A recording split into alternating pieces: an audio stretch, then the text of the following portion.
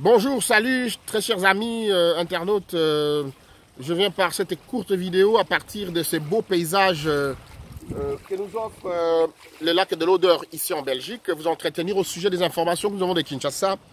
De Kinshasa, on nous informe que dans les heures, probablement dans les heures ou les jours qui suivent, Félix Tshisekedi pourra, excusez-moi, il pourra pour la première fois rendre public son tout premier gouvernement.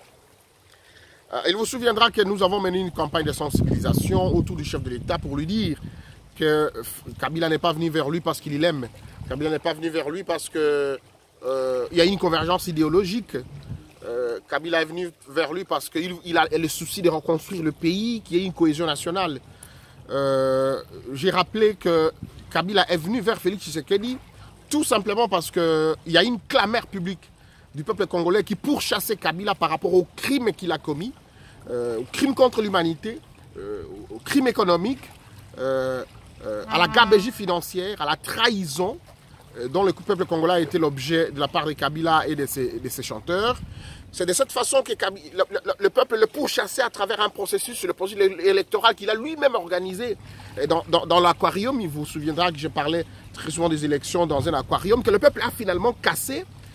Parce que finalement, il y a eu ce que moi j'ai appelé le dégagisme total et il a fallu que Kabila coupe Internet pendant environ un mois et procède carrément à la fabrication de faux résultats et que j'ai toujours dit que beaucoup d'animateurs au sein des institutions de l'État actuellement à Kinshasa ne sont pas produits de l'expression du suffrage du peuple congolais. J'ai mené une campagne de sensibilisation autour du chef de l'État, Félix Tshisekedi, et que beaucoup ont très mal interprété, n'ont pas compris le sens. Moi, j'ai tout simplement pris mes responsabilités et je dis à nouveau ici qu'on peut mâcher pour un bébé, mais on n'avale pas sa place. On peut prodiguer des conseils à une personne, mais il revient à celle-là d'en faire application ou pas. Nous avons montré sur toute la ligne que Kabila n'a pas de considération envers le peuple congolais. Il ne connaît pas le peuple congolais.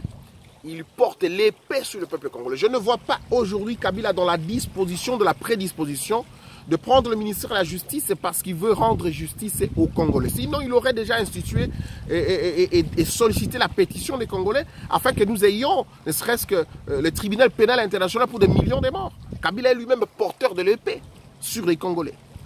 Je ne vois pas Kabila aujourd'hui vouloir prendre le ministère de la Défense parce qu'il veut éradiquer, d'abord rendre l'armée nationale, le FARDC, plus forte et éradiquer les groupes armés. Or, lui-même, parce que lui-même est le patron de plusieurs groupes armés. Bosco Ntaganda l'a dit plusieurs fois à la Cour pénale internationale.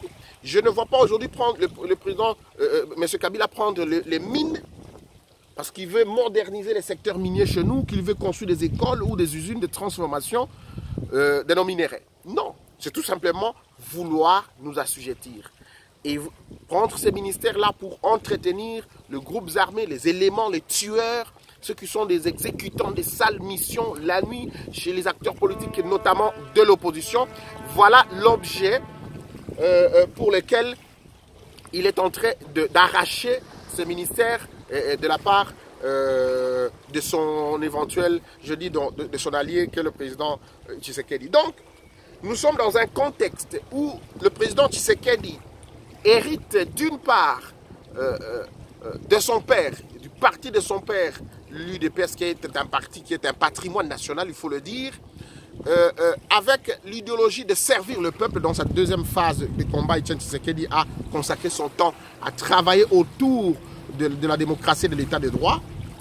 Mais Félix Tshisekedi hérite et devient l'allié d'un des régimes le plus sanguinaire de la région des Grands Lacs. Il faut vous rappeler que Joseph Kabila a fait énormément avec son régime, beaucoup plus de morts que Mobutu dans 32 ans. À 18 ans de pouvoir, il a été auteur direct ou indirect de beaucoup de crimes, plus que Mobutu dans 32 ans. Et ces crimes sont restés impunis. La seule marge de manœuvre qu'a Félix Tshisekedi, c'est le fait qu'en réalité, il est président de la République et il peut peser pour que le ministre de la Justice n'interfère pas dans les dossiers judiciaires. Ça, c'est un premier élément.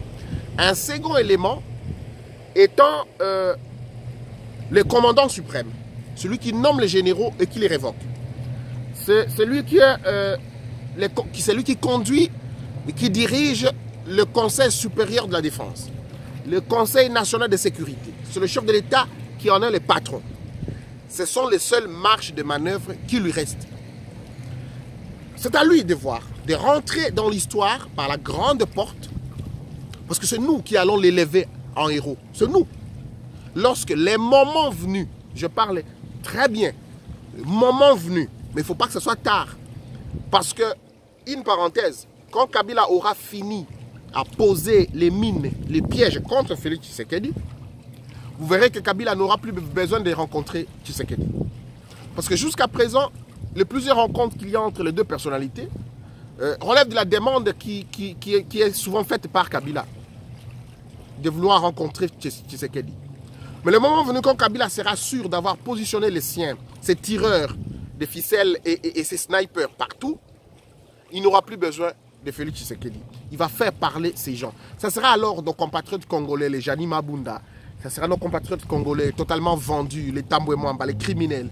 Ça sera des gens, les Mendy, les consorts, qui vont commencer à parler à sa place et il va se taire jusqu'à ce qu'il y aura de la détonation. Donc la crise post-électorale qu'on a reportée pourra nous rattraper. C'est ici que j'interpelle, avant que le gouvernement ne sorte, dire un mot au président de la République qu'à un moment donné, il faut qu'il se rappelle, même quand il prend bain, il se regarde dans le miroir, il faut qu'il se rappelle qu'il est le fils d'Etienne Tshisekedi, qu'il est congolais, qu'il y a plus de 100 millions de Congolais qui le regardent.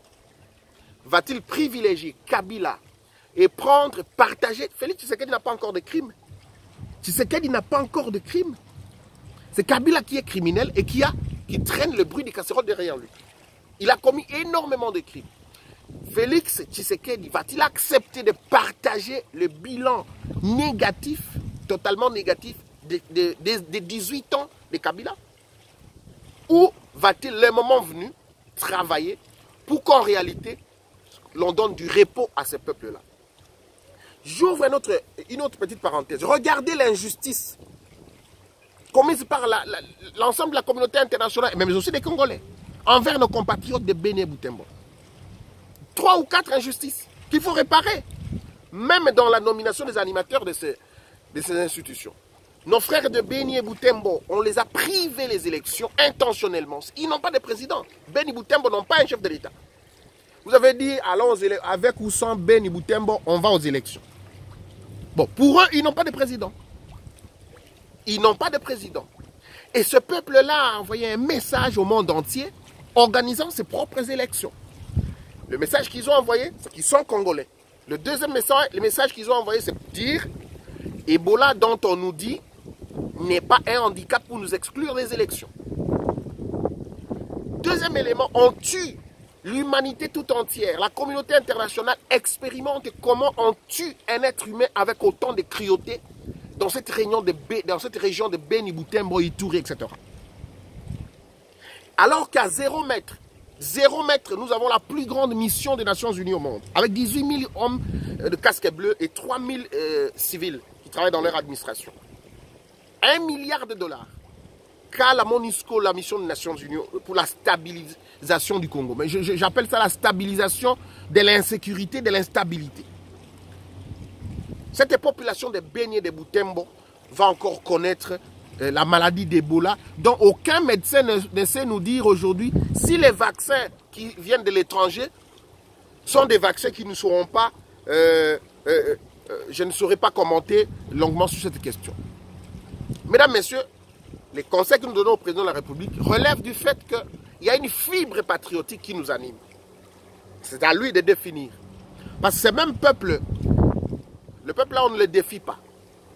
Un héros national célèbre de notre pays, Rossi Mukendi, a dit le peuple gagne toujours. Ce peuple qui a brisé la machine à voter, la fraude programmée de façon informatisée, ce même peuple-là, si Félix Tshisekedi ne travaille pas pour ce peuple-là, ce même peuple se prendra en charge et gagnera. Il mettra alors à ce moment-là et Tshisekedi et Kabila dans le même panier, dans la poubelle de l'histoire.